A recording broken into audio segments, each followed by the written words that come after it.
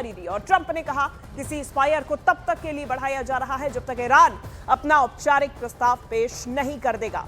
Trump ने कहा कि सीज़फायर बढ़ाने का यह फैसला पाकिस्तान की द्वारा की गई अपील के बाद लिया गया है। हालांकि सीज़फायर बढ़ाने के बावजूद ट्रंप ने ईरान पर दबाव कम नहीं किया है। उन्होंने अमेरिकी सेना को स्पष्ट आदेश दिए हैं कि ईरान के खिलाफ चल रही नाकाबंदी जारी रहेगी।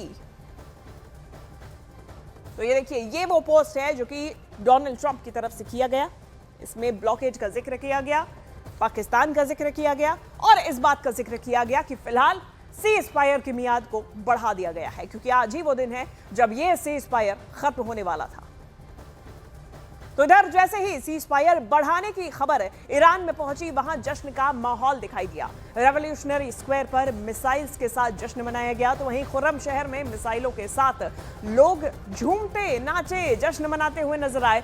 ईरानी नागरिकों द्वारा गाने बजाकर, ईरान के झंडे लहराकर ये जश्न मनाया गया। ये तस्वीरें आपके सामने।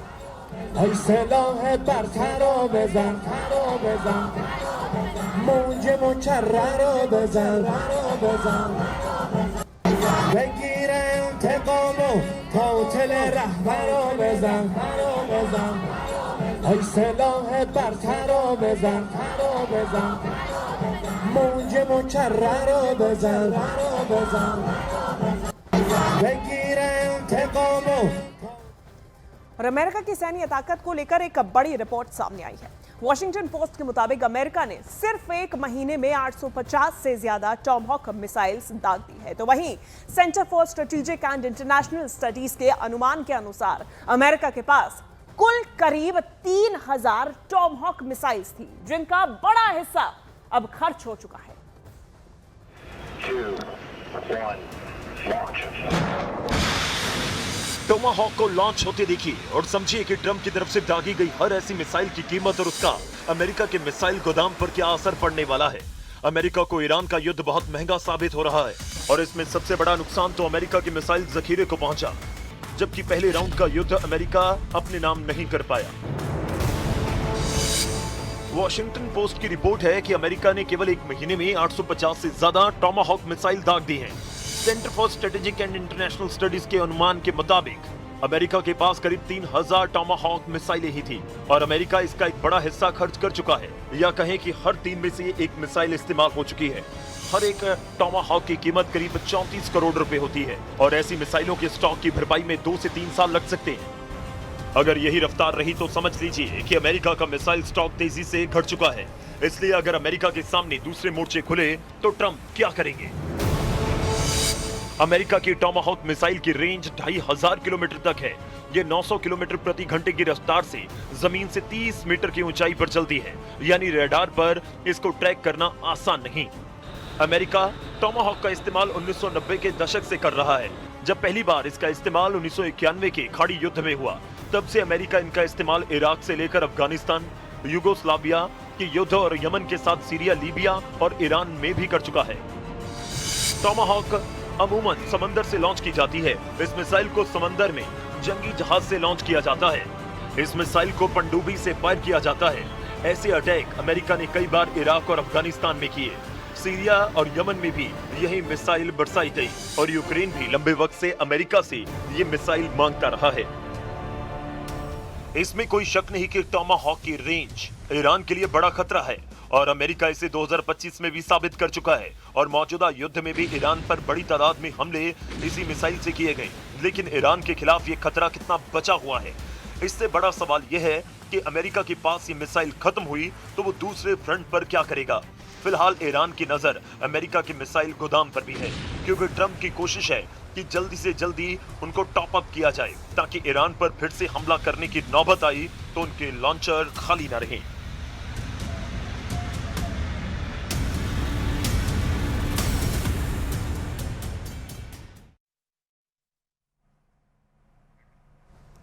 तो ये तस्वीरें जो सामने आई हैं, ये टॉमहॉक मिसाइल्स हैं और ये सिर्फ टॉमहॉक मिसाइल्स ही नहीं हैं जो कि अमेरिकी बेड़े से अब खत्म होती जा रही हैं। अमेरिका की अगर बात की जाए तो अमेरिकी हथियार गोदाम में लगातार कमी आती हुई नजर आ रही है। तो चलिए अब आपको बताते हैं कि डोनाल्ड ट्रंप ने सीज फायर को बढ़ाते हुए क्या ऐलान किया। डोनाल्ड ट्रंप की तरफ से ऐलान किया गया कि जो सीज फायर की मियाद बढ़ाई गई है, ये सीज फायर आगे बढ़ा रहा हूं, और ऐसे में ईरान का प्रस्ताव सामने आया है।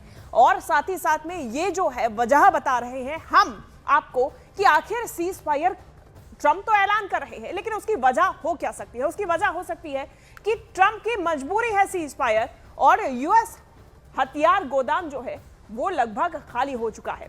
यूएस की जो पेट्रियट मिसाइल्स हैं वो लगभग 50% खत्म हो चुकी हैं। तो वहीं दूसरी तरफ सीज फायर आगे बढ़ा रहा हूं ट्रंप की तरफ से ये बयान दिया गया। उन्होंने कहा कि ईरान का प्रस्ताव सामने आने तक सीज फायर बढ़ाया जा रहा है, और ऐसे में अमेरिकी सेना की नाकेबंदी हालांकि जारी रहेगी। ट्रंप की तरफ से यह भी बयान जारी किया गया और कहा कि पाकिस्तान की अपील पर यह सीज फायर बढ़ाया गया। ईरान सरकार कमजोर और बटी हुई है। ट्रंप की तरफ से सीज फायर को बढ़ाते हुए यह ऐलान किया गया,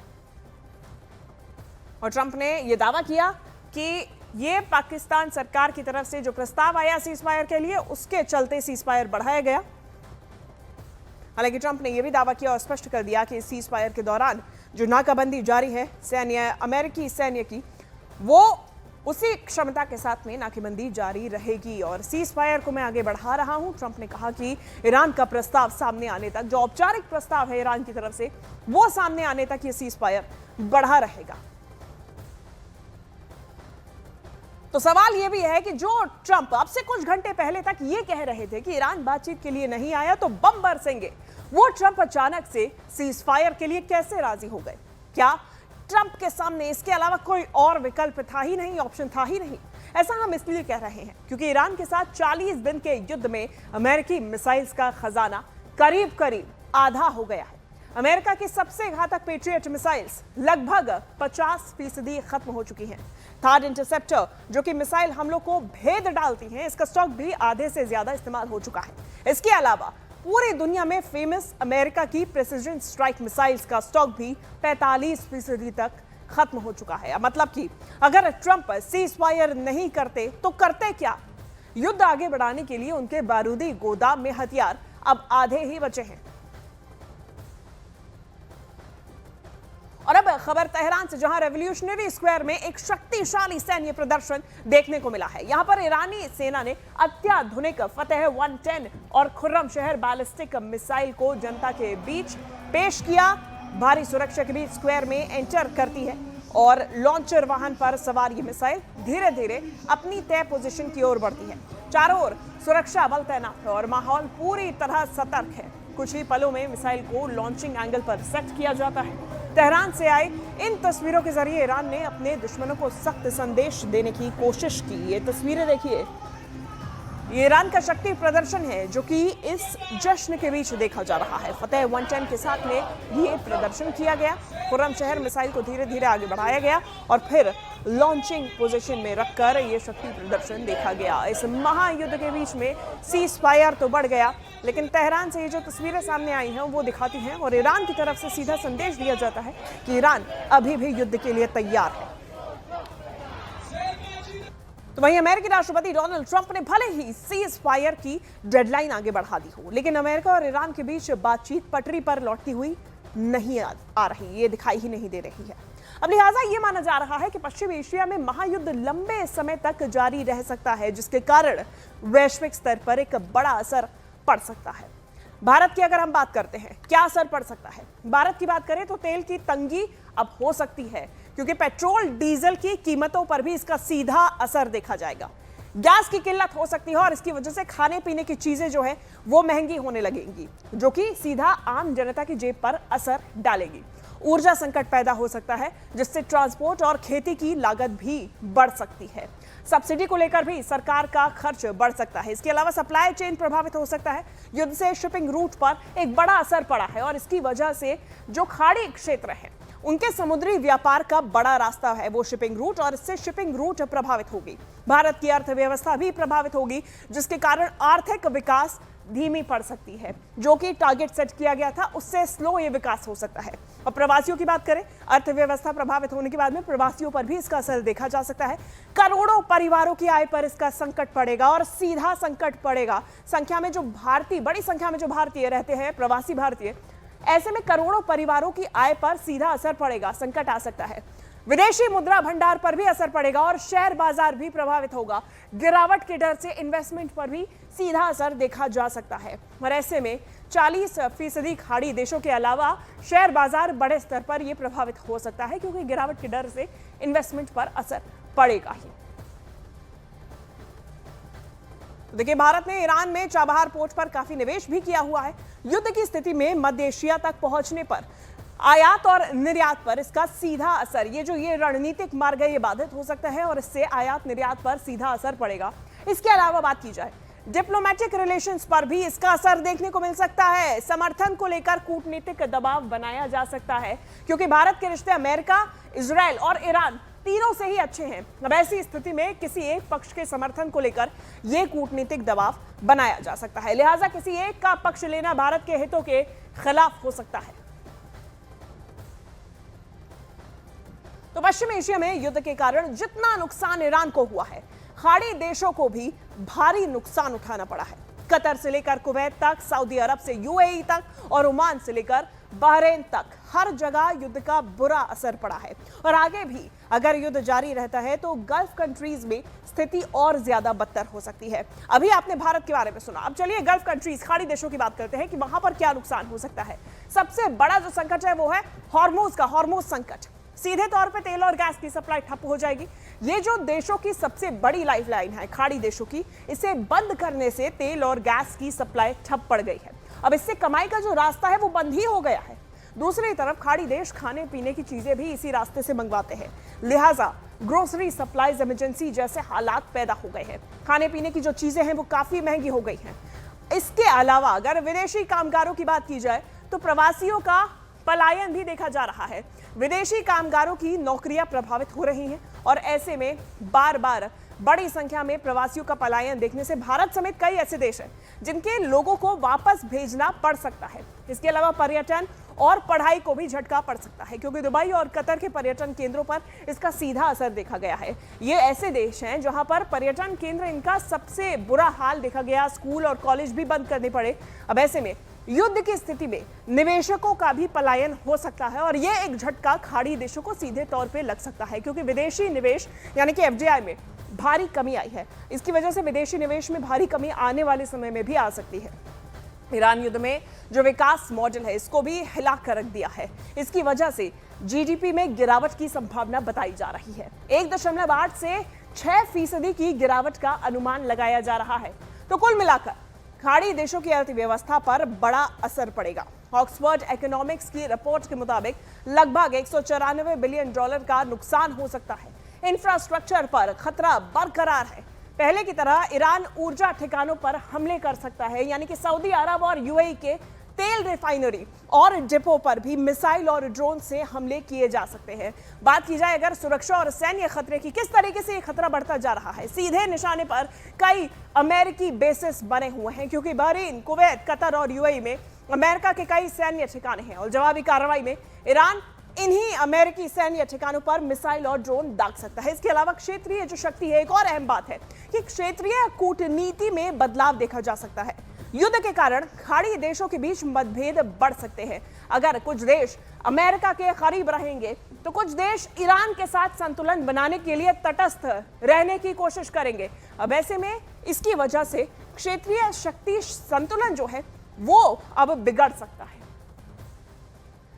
तो ट्रंप कह रहे हैं कि ईरान में टूटी और हारी हुई सरकार है जो फैसला नहीं ले पा रही, लेकिन असलियत यह है कि ईरान में इस वक्त अमेरिका से बातचीत को लेकर कोई भी फैसला बिना IRGC के नहीं हो सकता। अब वो किस लिए? क्योंकि दावा किया जा रहा है कि फिलहाल ईरान की सत्ता के केंद्र में IRGC आ चुकी है। दावा किया जा रहा है कि IRGC ही मिलिट्री काउंसिल के सिस्टम को चला रही है। ईरान के अंदर हम बात कर रहे हैं। अब इसके अलावा कहा जा रहा है कि ईरान में राष्ट्रपति के फैसले लेने की जो ताकत है उसको सीमित कर दिया गया है। यहां तक कि राष्ट्रपति पेजेश्कियान के कुछ फैसलों पर रोक तक लगा दी गई है। IRGC ने नए खुफिया मंत्री की नियुक्ति को भी रोक दिया। इसके अलावा नए चेहरों पर IRGC की भी पकड़ बनी हुई है। अब ऐसे में माना जा रहा है कि IRGC का ये जो मकड़जाल है ये अब ईरान की टॉप लीडरशिप में पहुंच चुका है, सरकार पर। तो फिलहाल ईरान में सत्ता का सीन क्या है वो समझना बेहद जरूरी हो जाता है। ऐसे समझिए, सत्ता के 3 केंद्र हैं इस वक्त ईरान में। ईरान में पहले हैं मुस्तफा खामेनी, जो अब तक सामने नहीं आए हैं। दूसरे हैं राष्ट्रपति पेजेश्कियान, मसूद पेजेश्कियान। इनकी ताकतें सीमित कर दी गई हैं, ऐसा माना जा रहा है। और तीसरा है IRGC। इसे लेकर कहा जा रहा है कि सत्ता पर फिलहाल इसी का कंट्रोल है, IRGC का ही कंट्रोल है, क्योंकि खामेनी अब तक सामने नहीं आए। सुप्रीम लीडर है मुस्तफा खामेनी। इनके पिता अयातुल्ला अली खामेनी के मारे जाने के बाद, अमेरिका और इजरायली हमले के मारे जाने के बाद सुप्रीम लीडर मुस्तफा खामेनी बनाए गए, लेकिन ऐसा कहा गया कि इतने घायल हैं कि इसलिए अभी तक सामने नहीं आए। राष्ट्रपति हैं पेजेश्कियान। अब ऐसे में ईरान में सत्ता और सैन्य स्ट्रक्चर बाकी दूसरे देशों से बिल्कुल अलग है। बात की जाए, इसे समझने की कोशिश करते हैं, ऐसा हम क्यों कह रहे हैं। ईरान की सत्ता की बात की जाए तो ईरान के जो शीर्ष होते हैं, ये पूरा आप मैप समझिए, कौन सर्वोच्च कमांडर है, कौन सबसे ताकतवर है, इसे समझना जरूरी है। सर्वोच्च कमांडर हैं मुस्तफा खामेनी, ये हैं सुप्रीम लीडर। अब ऐसे में सुप्रीम लीडर आर्मी स्ट्रक्चर के भी चीफ होते हैं, जो इस वक्त मुस्तफा खामेनी हैं। और इसके बाद आते हैं आर्म फोर्सेस जनरल स्टाफ। रणनीति और समन्वय इनके हाथ में होता है, यानी कि सबसे पहले मुस्तफा खामेनी सुप्रीम लीडर, इनके बाद में आर्म्ड फोर्सेस जनरल स्टाफ और वॉर हेडक्वार्टर का कंट्रोल रूम, जिसे रिपोर्ट करते हैं IRGC। अब इसके अलावा ईरान के पारंपरिक सेना और आंतरिक सुरक्षा विभाग, लेकिन इन तीनों में सबसे ज्यादा जो ताकतवर है वो है IRGC। तो ऐसे में माना यही जा रहा है कि इस स्ट्रक्चर को देखते हुए IRGC ही सबसे ज्यादा ताकत में इस वक्त ईरान में बना हुआ है। तो वहीं अमेरिका और ईरान के बीच इस्लामाबाद में होने वाली बातचीत से जुड़ी बड़ी खबर सामने आ रही, जहां अमेरिकी उपराष्ट्रपति JD वैंस की पाकिस्तान यात्रा फिलहाल टाल दी गई है। न्यूयॉर्क टाइम्स की रिपोर्ट में एक अमेरिकी अधिकारी के हवाले से बताया गया कि ईरान ने अब तक अमेरिका की बातचीत की शर्तों पर कोई जवाब नहीं दिया है, जिसके चलते यह फैसला लिया गया। JD वैंस को कल सुबह पाकिस्तान के लिए रवाना होना था। आज पाकिस्तान में अमेरिका और ईरान के बीच बातचीत फिर शुरू होने वाली थी। इस बीच खबर है कि JD वैंस की यह यात्रा रद्द नहीं की गई, बल्कि फिलहाल होल्ड पर रख दी गई है।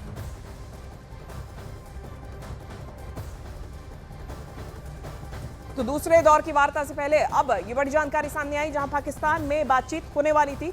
अमेरिका और ईरान के बीच में इस बातचीत से पहले बड़ी जानकारी सामने आई, जहां अमेरिकी डेलीगेशन उपराष्ट्रपति JD वैंस की अध्यक्षता में पहुंचने वाला था पाकिस्तान। उस यात्रा को फिलहाल टाल दिया गया है, पूरी तरीके से रद्द नहीं किया गया है, यह भी स्पष्ट किया गया है, यानी कि अभी भी बातचीत की उम्मीदें हैं।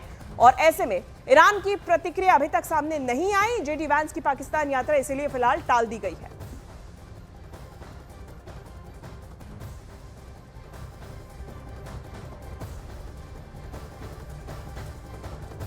तो सीजफायर बढ़ाने के बाद ट्रंप का ईरान पर हमला भी देखा गया, जहां ट्रंप ने कहा कि आर्थिक रूप से ईरान बुरी तरीके से टूट चुका है। हॉर्मुज को तुरंत खुलवाना ईरान चाहता है, और ऐसे में ईरान को पैसों की सख्त जरूरत है। ईरान की सेना और पुलिस को वेतन तक नहीं मिल रहा। ट्रंप ने हमला बोलते हुए कहा कि ईरान को प्रतिदिन $50 करोड़ का नुकसान हो रहा है। ये दावे ट्रंप की तरफ से किए गए। सीजफायर बढ़ाने के बाद ट्रंप ने ईरान पर हमला बोला। ट्रंप ने कहा कि आर्थिक रूप से ईरान बुरी तरीके से टूट चुका है। हॉर्मुज को तुरंत खुलवाना ईरान चाहता है। ट्रंप ने दावा किया कि ईरान को पैसों की सख्त जरूरत है और ईरान की सेना और पुलिस को वेतन नहीं मिल रहा। ट्रंप ने यह भी दावा किया कि ईरान को प्रतिदिन $50 करोड़ का नुकसान हो रहा है।